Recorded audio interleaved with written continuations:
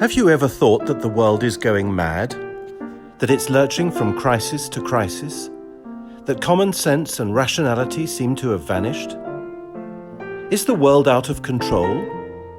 Or is it perhaps under the control of people we cannot control?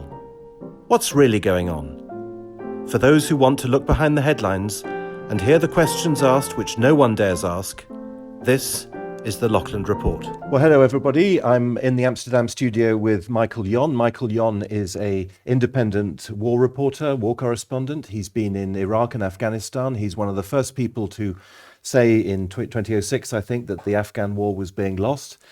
We've heard a lot recently in the news about the energy crisis. The French President Emmanuel Macron warned of shortages to come. But Michael, your warning is much more serious and frightening even than a warning about an energy crisis. You are warning about famine. Tell us more about that. Right. I've been warning about famine since January 2020.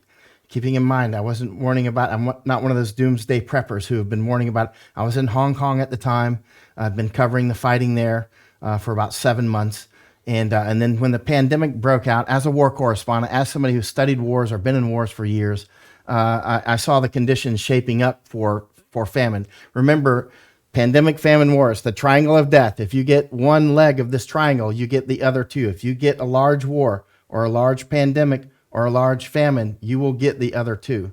Yeah, Three Musketeers, right? So we've experienced in European countries and perhaps in the States as well, shortages of this or that. So mustard in France or sunflower oil, okay? Those are very minor shortages. But you're saying there is actually not going to be enough to eat. Tell us more. Clearly, the conditions are, it's all about conditions. People are often saying, what will the spark be? That's amateur talk. We're talking about conditions.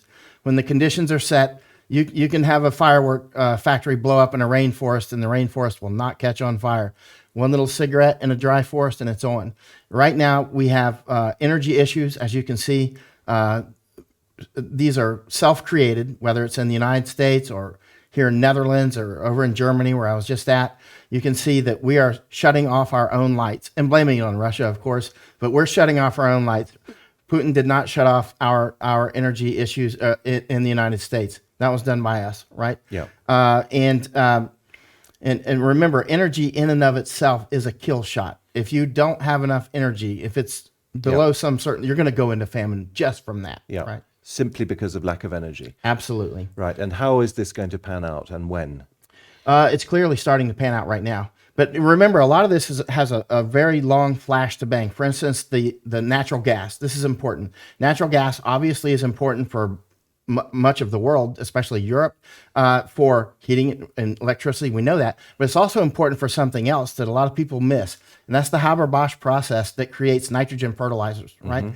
So, for instance, Ludwigshafen, the BASF plant there, and the Yara plants all over Europe, these plants are crucial for creating nitrogen-based fertilizers, which they have to have natural gas for. Fritz Haber, the German chemist, 110 or 15 years ago, developed this process. He was getting drops of ammonia out, and then Bosch came along and took it to industrial scale, and then BASF started doing it at Ludwigshafen in maybe 1915, if my memory is correct. So now that same plant at Ludwigshafen, BASF, does not have enough natural gas. They've already cut back on their nitrogen, as have many others. They're cutting back on their production of nitrogen-based fertilizer. This is a big deal. A lot of people say, no, we can just make up for it with potassium and phosphates. No, we can't, period. Bottom line, cannot. It will not do it.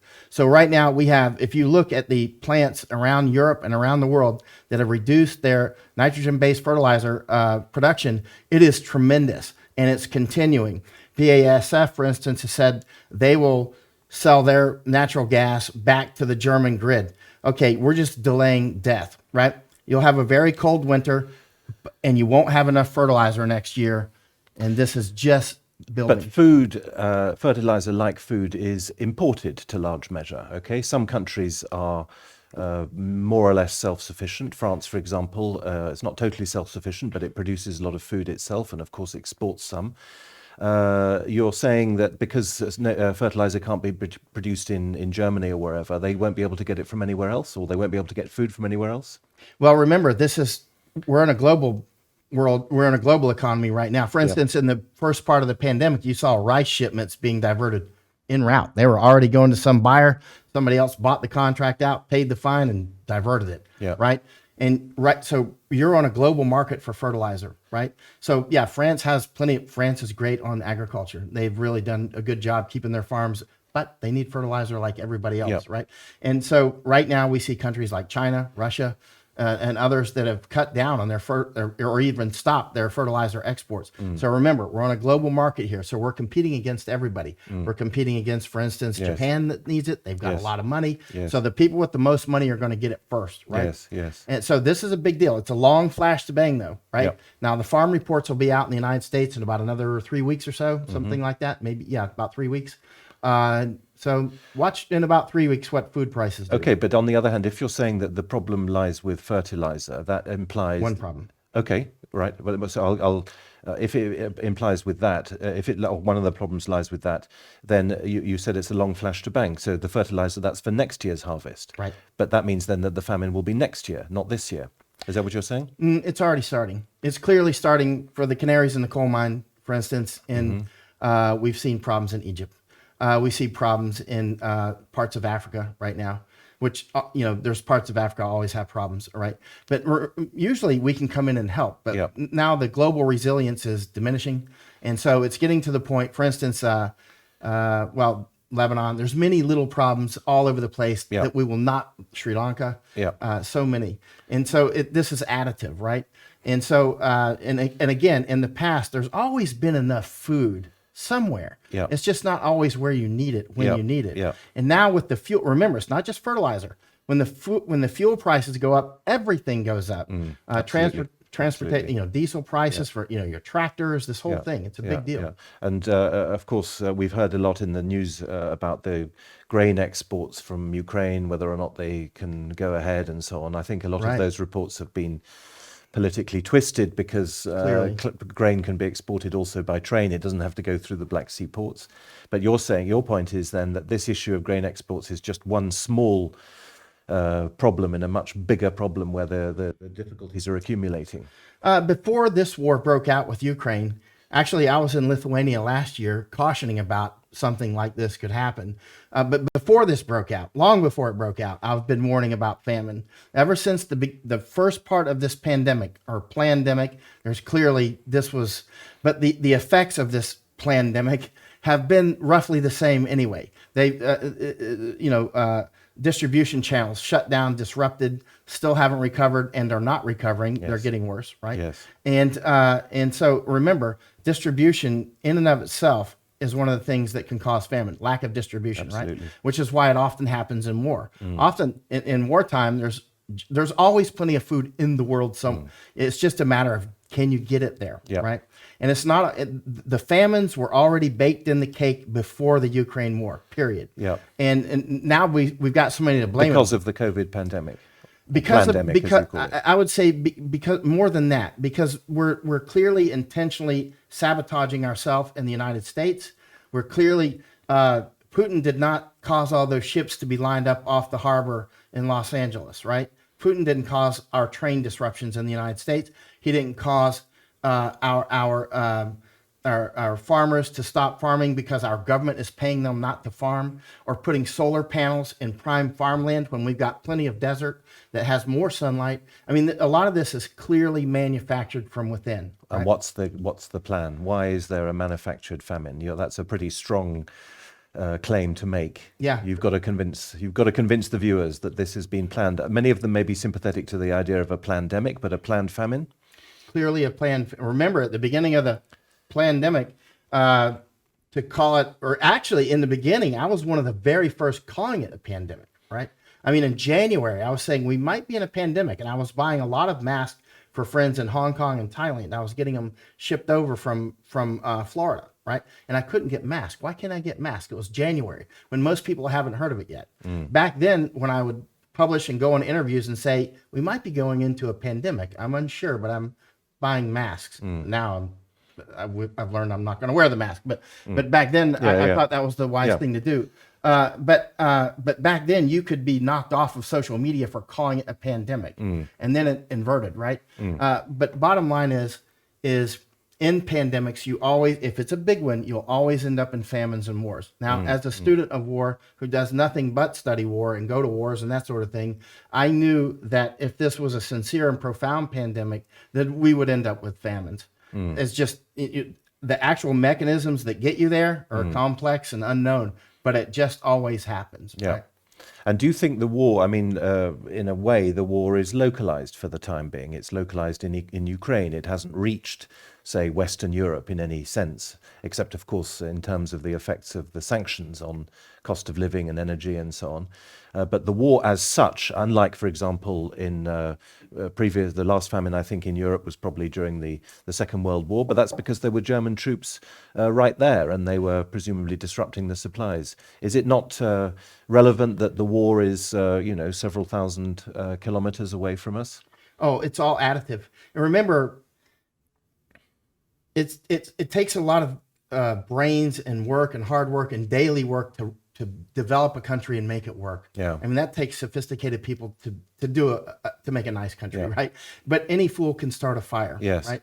And the thing is every time we get into a war, there seems to be people that think that you can control it. Yes, exactly. And they just get out of control. This Yeah. one is out of control. Yeah. Like a lot Yeah. of us warned. Yeah. You knew it would happen. You knew it would happen. Yeah. It was clearly going to get out of control. Yeah. It's now out of control. Yeah. Now, Europe, That's a very good literally, Germany, literally could be destroyed in the next year. By this time next year, Germany will likely be on its knees, which means what for the 27 countries in the EU, Yeah. right? They're gone. But you said any fool can start a fire. That's fine. I'm sure lots of people will have sympathy with that. But you're saying it's planned. Clearly. And that So it's not foolishness. It's planned. Oh, it's somebody clearly wants, and why? Why? Who wants and why? Remember, with most famines are not just caused by a drought or locust or something or a potato blight, right? Even the potato blight in Ireland had the additive pressure of the English coming in and taking advantage of it, right? So, I mean, likewise with just on and on and on, right? You can see so many examples of something was already happening, and then your enemy said, "Cut the port, cut the railways," right? And then we can get them, right? So, generally, for instance, here in Netherlands in 44, 45, there was a hunger winter, and they had a very cold winter, and the Nazis. So those two things, and there was the general conditions of World War II, right? And so then you had a very sharp famine here that didn't last very long, but it was very intense, right? As famines are. And so, yeah, it's clearly planned. You can see we're clearly shutting off the lights. We're clearly, for instance, here in Netherlands, attacking the farmers. But who? Okay, fine. We can see. Yes, I agree. We can see it in the Netherlands. Globalists. But go ahead. Develop this. Globalists, like World Economic Forum. Like Klaus Schwab. You cannot find such a such a man as Rutte. You know, I mean, seriously, Rutte is like is Klaus Schwab's boy. Yeah. I mean, and so is Trudeau, right? Yeah. And who actually operates the strings on Biden? I do not know. He clearly is not in control of his own feet. He can't stand up. Yeah. Literally can't stand up. Yeah. Yeah. Well, it's an absolutely fascinating issue. Where can we read about this more? Where can we find you on the internet, Mike? You've got your own website? I have my own website, michaelyon.com, my last name, Yankee Oscar November, Yon. And I did an interview recently with Jordan Peterson that went for a couple of hours. Very good. In which we talked in detail about this. And you've also mentioned books to read. You've suggested to me just now Red Famine. Is that because you think that this is like the famous Chinese and Soviet famines all over again, a kind of communist engineered famine? Is that your position? Oh yeah, and I read voluminously, right? Yeah. I've read I read literally 60 books on pandemic. Yeah. 40 before and 20 during, and then recently I've read 20 on famine, right? I would suggest, for instance, Red Famine's a good book. When Money Dies is a good book. Yes. It's more about economic, but the Weimar, it goes into famine created by, and also Red Famine about Mao's, or Red Famine's Ukraine, but Mao's Great Famine about China, obviously. When Money Dies, that's a very good point. That's We a haven't great mentioned the fact that, of course, in addition to all the other things you've mentioned, war, pandemic, and so on, we have, of course, terrible inflation. Yeah, and you remember Germany had localized famines in the Weimar days because of this hyperinflation, and because remember, you can go into starvation because you just don't have the money to buy it. And remember, hunger can create famine. And I know that sounds crazy, but let me develop this. Yes.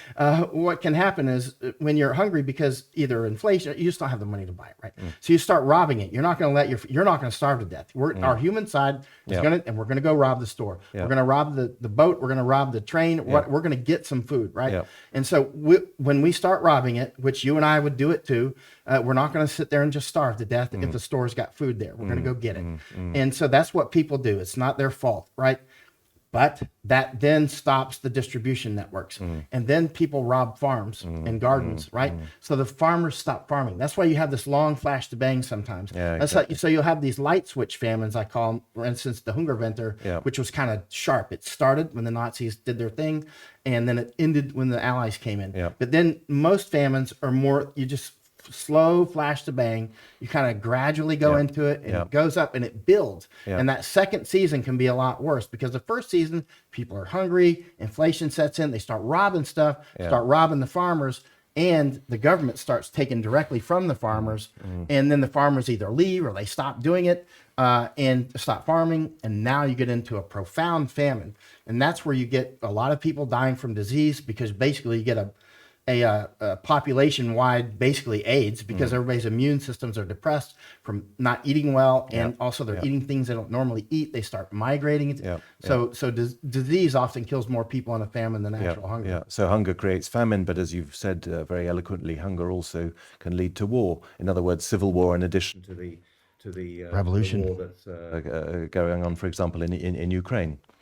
Global 1848 is what it looks like we're going into now. Oh, it's a very interesting argument. I particularly like this link that you've made. You made right at the beginning between pandemic, war, and famine. This was an ancient prayer which people used to pray God to spare us from plague, famine, and war. And you've explained that really well. Thank you so much, Michael. It was very, very interesting indeed. Thank you for watching, everybody. And don't forget, stay dangerous.